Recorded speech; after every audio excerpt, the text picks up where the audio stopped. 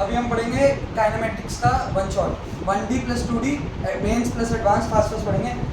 तो u instantaneous होता है dx by dt, total distance v average होता है total distance upon total time. a instantaneous जो होता है dv by dt, a instantaneous dv by dt। फिर एक बहुत ही इंपॉर्टेंट, अगर a और x रिलेशन हो हमारे पास तो हम यूज करेंगे a is equal to v dv by dx। Equations of motions v is equal to u plus at, s is equal to ut plus half at square, v square minus u square is equal to 2as। बहुत ही basic है।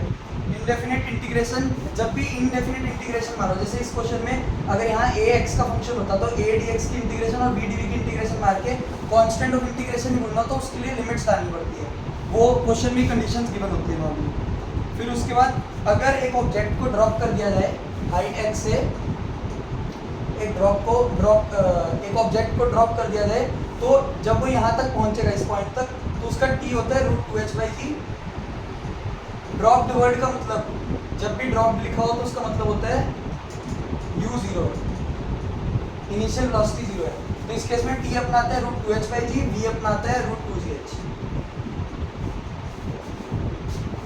उसका गलीलियंस ratio में simple है, अगर किसी object को drop किया होगा तो उस केस में जब उसको ऑब्जेक्ट को ड्रॉप करेंगे तो इक्वल टाइम रेशियोज में, जैसे इस ये टी एक इक्वल टाइम इंटरवल में जो गिरने की रेशियो है d1 d2, तो वो रेशियो आती है 1:3:5, मतलब ऑड नंबर्स की रेशियो आती है।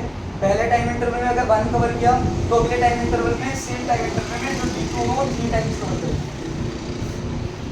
फिर उसके बाद प्रोजेक्टाइल मोशन में अगर एंगल थीटा पे प्रोजेक्ट किया u स्पीड से, u इनिशियल वेलोसिटी है, तो इसमें जो ग्रेविटी होगी वो नीचे की तरफ होगी, तो इसलिए जो हॉरिजॉन्टल कंपोनेंट होगा u cos थीटा वो कांस्टेंट रहता है इस केस में, और जो u sin थीटा वो चेंज करता रहेगा। तो यहाँ से हमारे जो मेन रिलेशंस डिराइव होते हैं, रेंज कि वो कितना दूर इस पॉइंट से जाके गिरेगा equal to u square sin 2θ/g। फिर टाइम ऑफ लाइट है कि कितना टाइम लगेगा यहाँ पॉइंट से जहाँ भी उसने जाके गिरना है, यहाँ पहुँचने में कितना टाइम लगेगा, वो होता है 2u sin θ/g। उसके बाद जो अपना लास्ट होता है वो होता है मैक्सिमम हाइट। वो अपनी जब मैक्सिमम हाइट पे पहुंचेगा, ऑब्वियसली इस पूरी चीज में सिमेट्री है, तो मैक्सिमम हाइट पे तब पहुंचेगा जब टोटल टाइम ऑफ लाइट का हाफ टाइम होगा, यानी u sin θ/g होगा। तो मैक्सिमम जो हाइट आती है वो अपनी आ जाती है u square sin square θ/2g। अब इसी का थोड़ा अच्छा वर्जन हो सकता है अगर एक्सिस थोड़ी ट्विस्ट होकर आ जाए, जैसे इंक्लाइन प्लेन हो और इंक्लाइन प्लेन में यहाँ से उसको प्रोजेक्ट कर दे, तो इस केस में बस चेंज ही हो जाएगा। इस केस में हम इसको अपनी हॉरिजॉन्टल मान के चल रहे हैं, तो और इस केस में जो हॉरिजॉन्टल के लॉन्ग यानी इंक्लाइन के लॉन्ग जो वेलोसिटी है वो कांस्टेंट नहीं होगी, क्योंकि g नीचे की तरफ है। अब अगर ये एंगल ये थीटा है तो g cos थीटा इधर भी आ गया, मतलब ये इधर को भी एक्सेलरेट करेगा और इधर को भी एक्सेलरेट करेगा। उसके हिसाब से लॉज ऑफ मोशन लगा के आराम से डिराइव करना होता है। इसकी डेरिवेशंस बहुत सिंपल है कि ये अगर कांस्टेंट है तो इसको यहाँ पे गिरने के लिए जो टाइम लगेगा वो सिंपली जो रेंज होगी अपॉन u cos थीटा, वो इसका टाइम होगा, वहाँ से टाइम ऑफ लाइट आएगी। और मैक्सिमम हाइट के लिए हम वर्टिकल में वो लगा लेंगे s = ut + half at square. अगर इस पॉइंट से लेकर इस पॉइंट तक लगा दिया जाए तो s तो 0 ही है, डिस्प्लेसमेंट नेट वर्टिकल में तो नेट डिस्प्लेसमेंट 0 ही वहीं का वहीं गिरेगा, तो उसको ut + हाफ at स्क्वायर से इक्वेट करके एक इक्वेशन आएगी, उससे सब बहुत आराम से निकल जाते हैं। इस केस में उसको थोड़ा और लॉजिकली g के कंपोनेंट्स तोड़ के देखना पड़ेगा। फिर उसके बाद आता है रिवर बोट आ जाता है। उसके बाद रिवर बोट में जो वेलोसिटी ऑफ रिवर अपने को गिवन होगा v रिवर, और वेलोसिटी ऑफ जो भी स्विम कर रहे हैं उसकी वेलोसिटी को दे देंगे। तो इसको हमेशा उस बंदे के फ्रेम में हम चेक करेंगे। तो उस बंदे के लिए हम एक जो बंदा ग्राउंड पे है, ग्राउंड वाले के लिए उसके पास एक ये वेलोसिटी जिससे हम खुद स्विम कर रहे हैं और एक v रिवर है, तो उसकी नेट वेलोसिटी ऊपर को u है और इधर को v है, v रिवर। तो इसमें भी दो क्वेश्चन ज़्यादा आते हैं कि शॉर्टेस्ट टाइम कितना लगेगा और मिनिमम ड्रिफ्ट कैसे आएगी। तो मिनिमम ड्रिफ्ट के लिए यानी जब वो यहाँ से लेके यहाँ पहुँचा तो वो ये हॉरिजॉन्टल ड्रिफ्ट है कि अगर वो यहाँ से स्टार्ट होता है तो यहाँ पहुँच गया, तो ये अपनी हॉरिजॉन्टल ड्रिफ्ट होती है। तो इसको मिनिमाइज करने का वे ही है, अगर इसकी जो नेट वेलोसिटी है, इस बंदे की जो नेट वेलोसिटी है ग्राउंड फ्रेम में, अगर वो वर्टिकल आ जाए तो मतलब ड्रिफ्ट 0 हो जाएगी। तो उसके लिए इसकी अगर u है तो हमें गिवन होगा कि उसकी वेलोसिटी खुद की u है, रिवर की v है, तो हमें चाहिए कि उसकी u ऐसी हो और वी रिवर हमने जैसे यहाँ को दे रखा है हॉरिजॉन्टल, तो अगर ये एंगल थीटा है और ये उसकी है, हमें u ऐसे एंगल पे चाहिए कि जो u साइन थीटा होगा इस एंगल पे वो इसको कट कर दे, तो u sine theta is equal to v। उससे हम देखेंगे कि किस एंगल में फ्लो कर रहा है, क्योंकि हॉरिजॉन्टल में जीरो होगी, अब ये शॉर्टेस्ट ड्रिफ्ट होगी, मतलब जीरो ड्रिफ्ट वाला केस आ गया। फिर शॉर्टेस्ट टाइम उसको कब लगेगा, शॉर्टेस्ट टाइम तभी लगेगा जब मैक्सिमम वेलोसिटी होगी, तो उसके लिए जो भी उसके पास u है, अगर वो खुद अपना सारा u वर्टिकल लगा दे, मतलब अगर उस खुद के पास उसके पास u था तो वो ऊपर को u से चला दे और यहाँ को v रिवर से चला दे, तो सबसे छोटे टाइम में सबसे कम टाइम में टॉप पे पहुंच जाएगा। ये हमारा हो जाता है रिवर फ्लो। फिर इसके बाद आती है अम्ब्रेला प्रॉब्लम्स।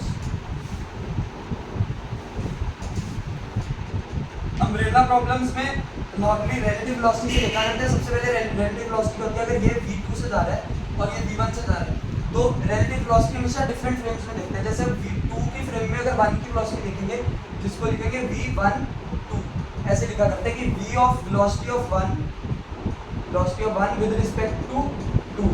तो अब 2 को v1 की वेलोसिटी क्या दिखेगी, 2 के लिए वो खुद रेस्ट पे है, 2 को ऐसा लग रहा है कि वो खुद रेस्ट पे है, तो इसलिए उसको लग रहा है कि ये खुद अपने आप को रेस्ट पे मान के चल रहा है, तो उसके इसके लिए इसके पास एक पीछे को v2 वेलोसिटी और है, क्योंकि असली में ये खुद v2 से उसकी तरफ अप्रोच कर रहा है v1 की तरफ, लेकिन अब v2 के लिए वो खुद तो रेस्ट पे ही है।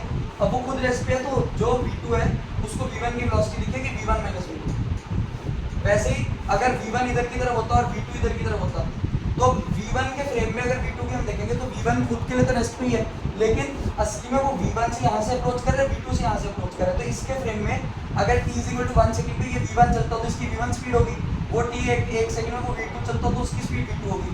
तो अब इसके फ्रेम में वो एक सेकंड में कितना चल जाएगा, v1 + v2, क्योंकि खुद को रेस्ट पे मान के चल रहा है, तो इसलिए उसको इसकी स्पीड अब v1 को v1 की स्पीड या v1 को v2 की स्पीड, दोनों केस में v1 + v2 है। तो ये बेसिक रिलेटिव वेलोसिटी होती है। इसी से अम्ब्रेला प्रॉब्लम्स आती है। अम्ब्रेला प्रॉब्लम्स में क्या होता है, अम्ब्रेला प्रॉब्लम्स में जो हमें इसमें जो रेन है, रेन की डायरेक्शन और वेलोसिटी दी होती है, तो हमें उसके हिसाब से बस ये सोचना होता है रेन की नेट डायरेक्शन क्या है। अगर रेन की नेट डायरेक्शन जैसे सपोजिंगली यहाँ को आती है एट एंगल 53 डिग्री, तो इसका मतलब अगर बंदे को अपने आप को गीला होने से बचाना है तो उसको उल्टी यहाँ पे अम्ब्रेला खोलनी पड़ेगी, यहाँ से 53 डिग्री। तो हमारा मोटिव ये होता है बस ये वाला एंगल ढूंढ ले, उससे अपने को दूसरा वाला एंगल पता लग जाएगा। ये सॉरी यहाँ पे, तो इसका एक एग्जांपल ले लेते हैं क्वेश्चन का।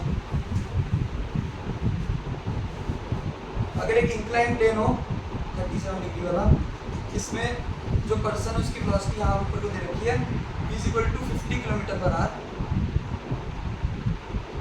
और जो अब हमें ये बताना है कि अम्ब्रेला जो है, अम्ब्रेला को किस एंगल पे खोलना है।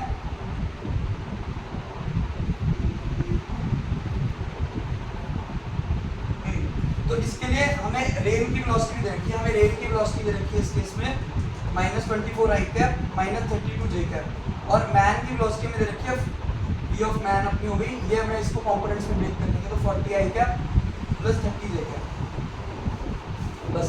तो इसमें हम ये करा करते हैं, मैन के रिस्पेक्ट में देखते हैं कि उसको रिवर क्या दिख रहा है, उसको रेन की स्पीड क्या दिख रही है। रेन मैन खुद 40 में, रेन -24 से आ रही है, तो v of rain with respect to man कितना हो जाएगा, equal to -24 - 40 equal to -64 i cap. ये मैंने लगाया x डायरेक्शन में। अब यही चीज़ अगर सेम वर्टिकल डायरेक्शन में लगा लेंगे तो v of rain with respect to man in y direction आ जाएगी -32 - 30 इक्वल टू -64।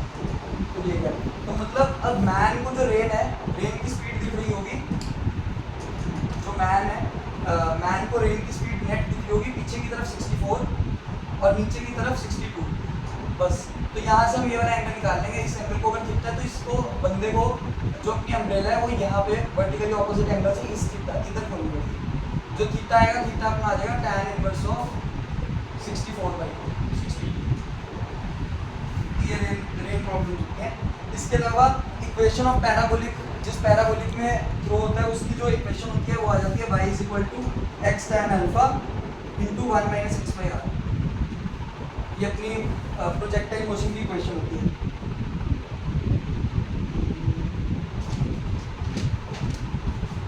बस मेनली 1D और 2D में यही कंसेप्ट है। इसके अलावा थोड़े इसमें एडवांस क्वेश्चंस में ये हो जाएगा कि हाइट h से यहाँ से प्रोजेक्टाइल करवा देंगे और फिर उसके बाद पूछ लेंगे कहाँ गिर रहा है, या फिर एक और बहुत अच्छा क्वेश्चन होता है वो सर्कुलर मोशन के बाद आएगा कि अगर अपना अगर एक पेंडुलम हो और पेंडुलम ऐसे वर्टिकल सर्कुलर मोशन कर रहा है, तो अगर किसी भी पॉइंट पे, जैसे जब ये इस पॉइंट पे है, ये एंगल हमें दिया होगा, ये वाला एंगल थीटा आपको दिया होगा, और इस एंगल पे अगर इस स्प्रिंग को ब्रेक कर दें तो ये वाला जो अपना पेंडुलम का बॉब होगा वो यहाँ से प्रोजेक्टाइल मोशन करेगा, क्योंकि जो टेंजेंशियल वेलोसिटी होती है वो हमेशा परपेंडिकुलर टू रेडियस होती है। तो इस पॉइंट पे जाके अब ये इस यहाँ के परपेंडिकुलर जाएगा, इधर के परपेंडिकुलर, तो वहाँ से हॉरिजॉन्टल के लॉन्ग इसका कंपोनेंट देखेंगे, फिर यहाँ से प्रोजेक्टाइल मोशन होगी, तो उसका टाइम पीरियड वगैरह पूछ सकते हैं। बस काइनेमैटिक्स में यही